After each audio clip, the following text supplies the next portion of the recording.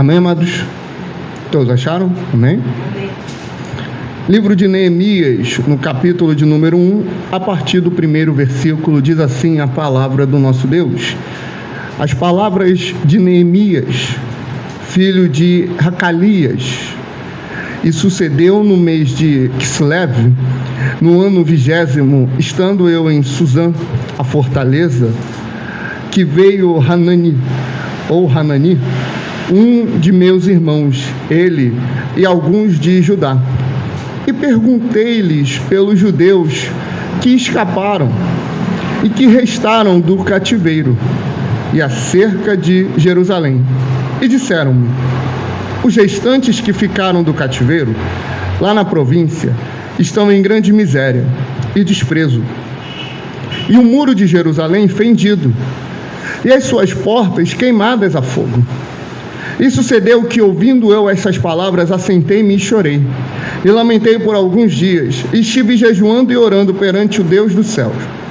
E disse: Senhor Deus dos céus, Deus grande e terrível, que guarda a aliança e a benignidade para com aqueles que o amam e guardam os seus mandamentos. Estejam, pois, atentos teus ouvidos e os teus olhos abertos, para ouvires a oração do teu servo, que eu hoje faço perante ti, dia e noite, pelos filhos de Israel, teus servos, e faço confissão pelos pecados dos filhos de Israel que temos cometido contra ti. Também eu e a casa de meu pai temos pecado. De todos nos corrompemos contra ti e não guardamos os mandamentos, nem os estatutos, nem os juízos que ordenastes a Moisés, teu servo. Lembra-te, pois, da palavra que ordenaste a Moisés, teu servo, dizendo: vós transgredireis, e eu vos espalharei entre os povos, e vós vos convertereis a mim, e guardarei os meus mandamentos, e os cumprireis. Então, ainda que os vossos rejeitados estejam nas extremidades do céu, de lá os ajuntarei, e os trarei ao lugar que tenho escolhido para ali fazer habitar o meu nome. Eles são os teus servos, e o teu povo que resgataste com a tua grande força e com a tua forte mão. Senhor, estejam, pois, atentos teus ouvidos à oração do teu servo e à oração dos teus servos que desejam temer o teu nome, e faze prosperar hoje o teu servo, e dá-lhe graça perante este homem. Então eu era copeiro do rei. Amém? Podem sentar com a graça de Deus.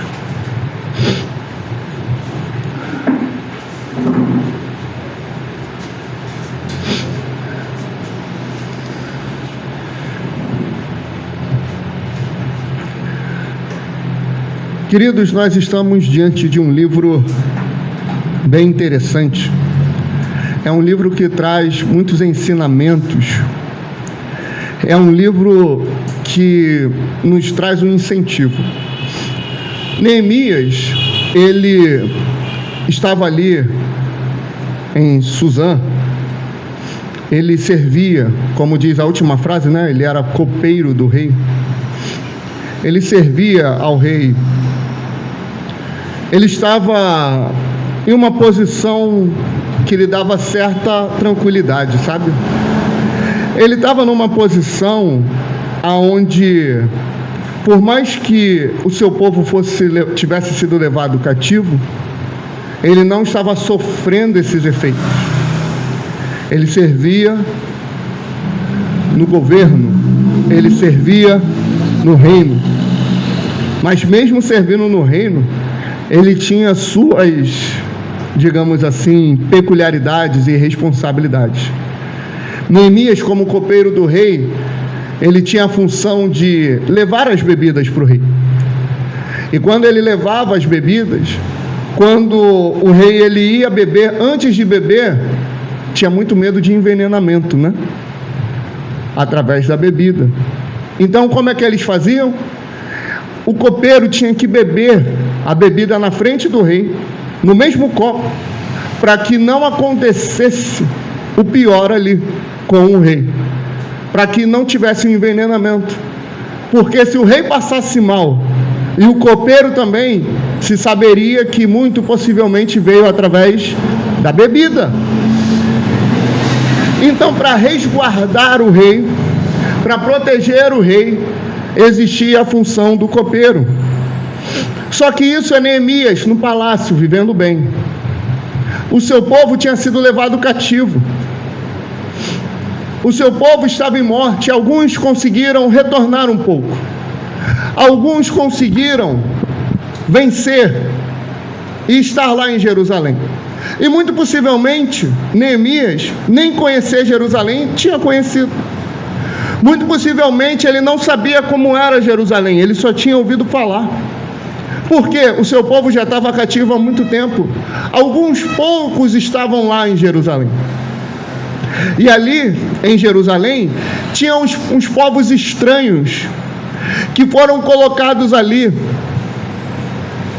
E ali esse povo mandava cartas para o rei Artaxerxes, falando: olha, rei, esse povo aqui está criando uma resistência.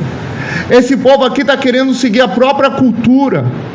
Possivelmente esse povo, isso daí é a tradição e história, amém, irmãos?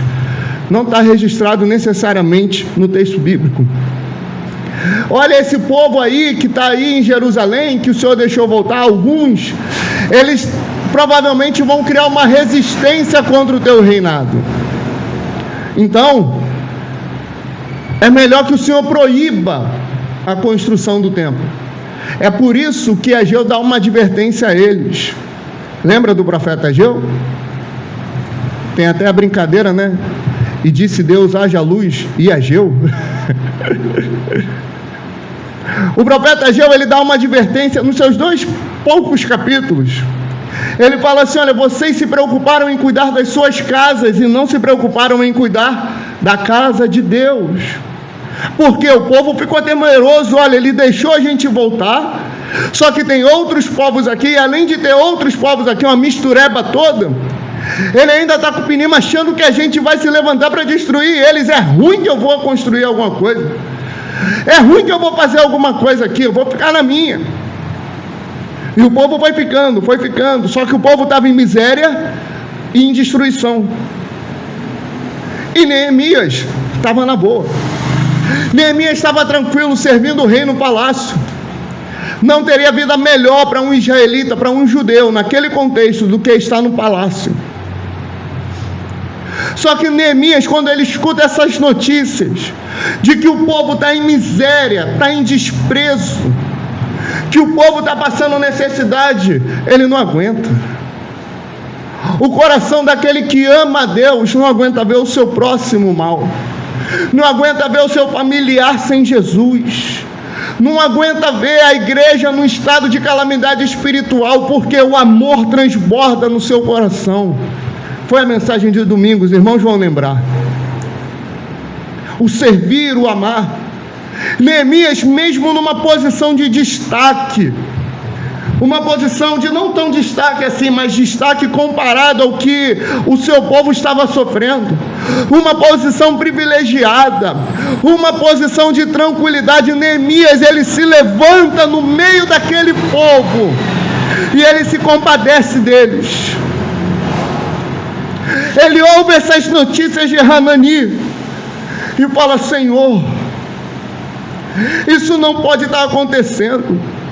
A notícia é: olha só, o povo está em miséria, o povo está em desprezo, os muros de Jerusalém estão fendidos. O que é o muro, irmãos? O muro, para uma cidade naquela época, era símbolo de proteção.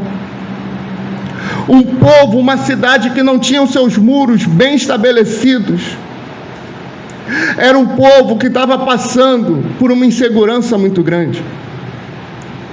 Não precisa ir muito longe, vamos ficar no Rio de Janeiro. Os irmãos têm tranquilidade 100%, sair à rua à noite, de usar o seu celular. Eu sou maluco, né? Eu ouço, escuto. Meu pai fala beça, minha mãe fala beça, minha noiva fala beça, não olha o celular na rua, mas não consigo. Cliente chama, irmão fala alguma coisa, aí a ligação daqui, a ligação dali, e eu mexendo no celular. 10, 11 horas da noite. Na noite não, da noite. Eu não estou na noite. Mas não é aconselhável fazer isso. É uma insegurança muito grande. A gente tem dificuldade, às vezes, de entrar em determinadas ruas e bairros. Por quê? Insegurança nos traz temor. Agora eu te pergunto, aquele pouco de povo que estava lá em Jerusalém, com os muros fendidos, como é que seria para você estar ali? Não tinha um pingo de segurança, nada. Quem quisesse invadir, invadiria. A porta, os portais, o portão de Jerusalém estava em chamas. O que isso quer dizer? Além da insegurança, o juiz tinha um jurista que ficava na porta de Jerusalém. E o povo, quando tinha um caso, uma situação, levava até ele para que fosse julgado. Eles não tinham uma segurança prática do dia a dia e não tinham uma segurança judicial. Não precisamos ir longe. Você, meu irmão, minha irmã, tem segurança e tem fé na justiça que tem no sistema judiciário brasileiro? Não. Aonde aquele povo ia ter esperança? Aonde aquele povo ia ter fé numa possível restauração, meu irmão? Eu não estou falando de 5 anos, eu não estou falando de 10 anos. A história vai mostrar que foram mais de 100, por cerca de 120 anos vivendo com a sua cidade destruída. Eu até hoje não troquei o meu título de eleitor. Eu voto lá no Santo Cristo. Eu acho que eu uso essa desculpa, né, de votar lá, para que pelo menos de 2 em 2 anos eu vá lá para ver a cidade não, né, o bairro que eu cresci. E até hoje eu sou inconformado, que mudaram o trajeto. Antes a rua tinha um sentido, aí mudou, aí tiraram o Mundial, aí agora é supermarket. Eu não gosto de mudança, eu tenho agonia com mudança, não gosto disso. Mas eu vou lá para ver como é que está o ambiente, tento ver algumas pessoas, alguns irmãos, alguns amigos que a gente tem lá. Só que hoje em dia, quando eu vou lá, irmãos, se a gente olha para a nossa Pavuna, nossa querida e amada Pavuna, e vê um nível de periculosidade lá, não está distante disso. Eu vejo amigos meus, amigos não, colegas, que eu não tive muito contato, que eu vi ali na escola, que estudou comigo, na esquina de frente ali para a rodoviária Novo Rio, mais novos do que eu. Já desde 2018, né? Foi a primeira vez que eu votei, que a gente estava aqui, eu fui votar lá. Eu sempre vi eles, quando os via, armados, com drogas. O bairro completamente destruído. O bairro caminhando de mal a pior. Se isso não doer no meu coração, eu não sou cristão. E isso eu estou falando de um bairro onde eu nasci e fui criado. Querido, talvez tenha alguém perto de você que está destruído. Talvez tenha um familiar teu que está caminhando para uma religião falsa, que está caminhando numa igreja que é uma seita, que está caminhando sozinho, que é ateu, é agnóstico, ou não é nada. Talvez tenha alguém que você nem sabe o que é, mas você vê que aquela pessoa não tem Jesus Cristo, queridos. A esperança não pode morrer.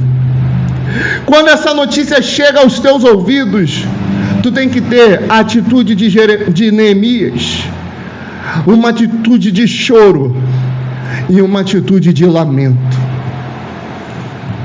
Neemias chorou e lamentou.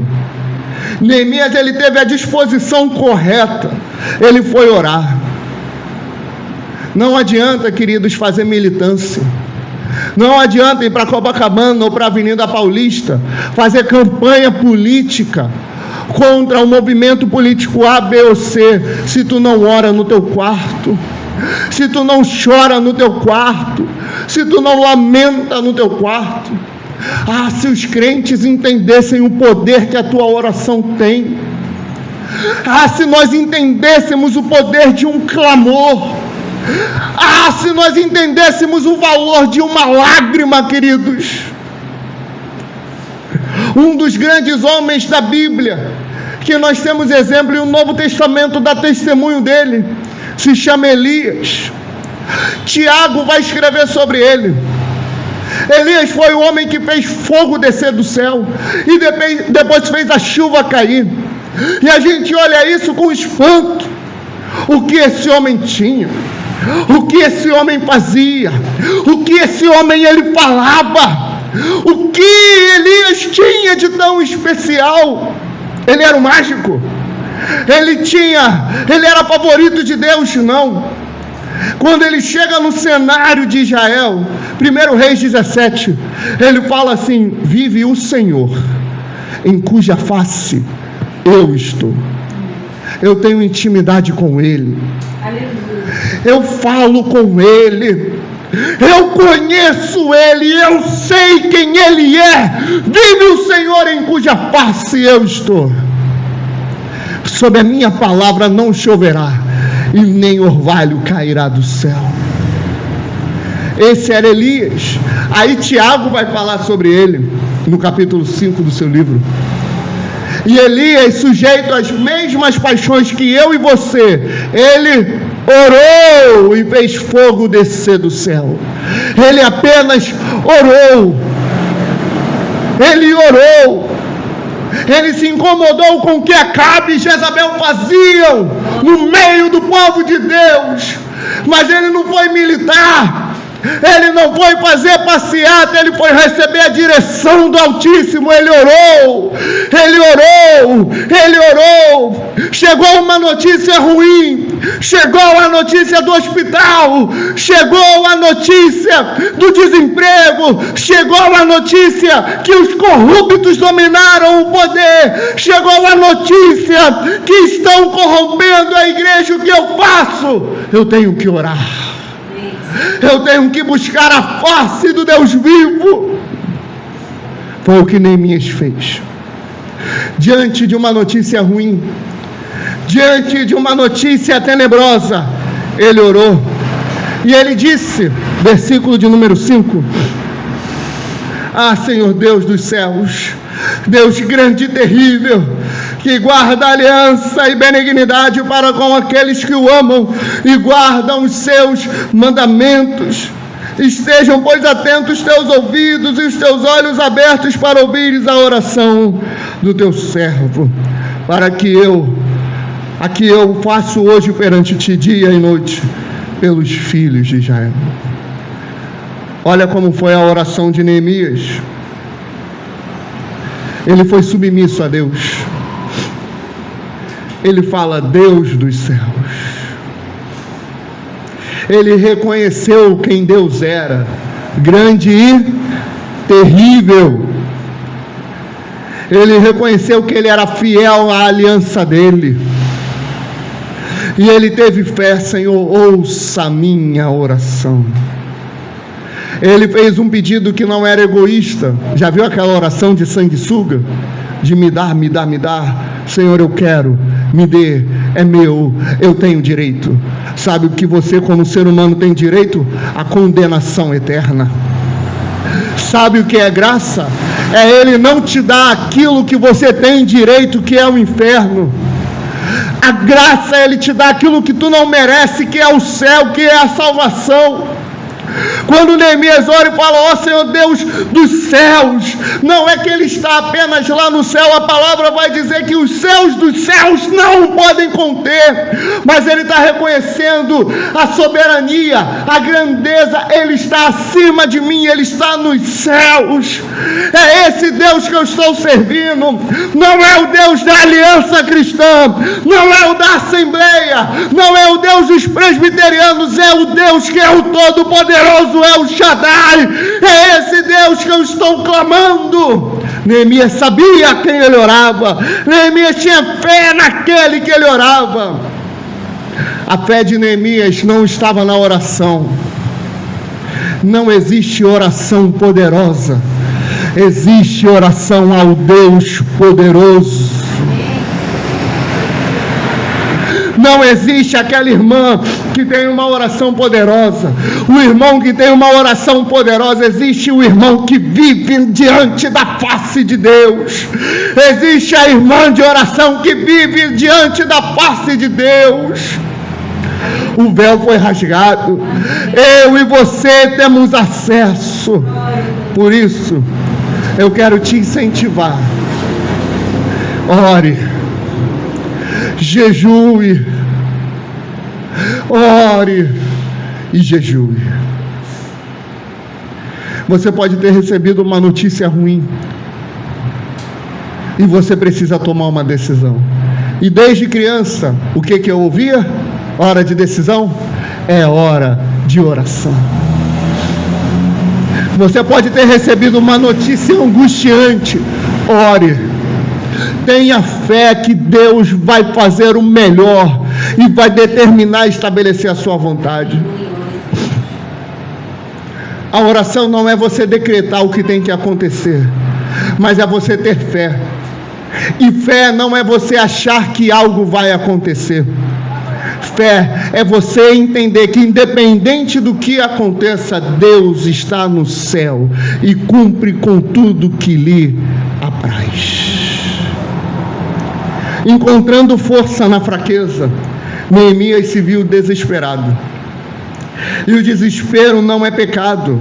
É importante que você saiba disso. O desespero se torna pecado quando você se joga em outras entidades, pessoas e instituições para resolver seus dilemas e problemas. Mas quando é lançado em Cristo Jesus, você passa a ter a graça de Deus sobre a tua vida. A oração não pode ser egoísta. Deve contemplar o próximo. Deve ser submissa e não autoritativa. Deve ser cheia de fé. Ore, não como aqueles que decretam atualmente, mas ore como Neemias. Você está na sua posição está boa, está tranquila hoje? Olha para o teu lado, olha para a tua família, olha para o teu próximo. Sabe aquela igreja que o Vitor vem e prega contra a seita, contra a heresia, contra as igrejas que fazem da casa do Senhor comércio? Sabe essa igreja? Eu não prego o que prego, meu irmão, para você ter raiva ou ódio de nenhum ministério. Eu não prego o que prego para que você seja um militante contra um outro ministério, mas eu prego o que prego para que o teu coração se doa e para que você ore por essas vidas, para que você pregue para elas com amor, para que elas sejam libertas. É por isso que prego o que prego. Então, que tu tenha compaixão e que tu se mova no espírito da oração. Eu não sei orar. Não tem problema. O Espírito te ajuda na tua fraqueza, mesmo que tu não saiba orar como convém. Mas Ele intercede por você com gemidos inexprimíveis. Romanos 8. Tenha fé e ore. Está caindo o mundo? Ore. O mundo está tranquilo? Ore. Ore. Ore e jejue. Jejuar não é fácil, mas é necessário. Mas sobre o jejum falaremos em outro momento. Amém, queridos? Vamos ficar de pé, vamos falar com o nosso Deus.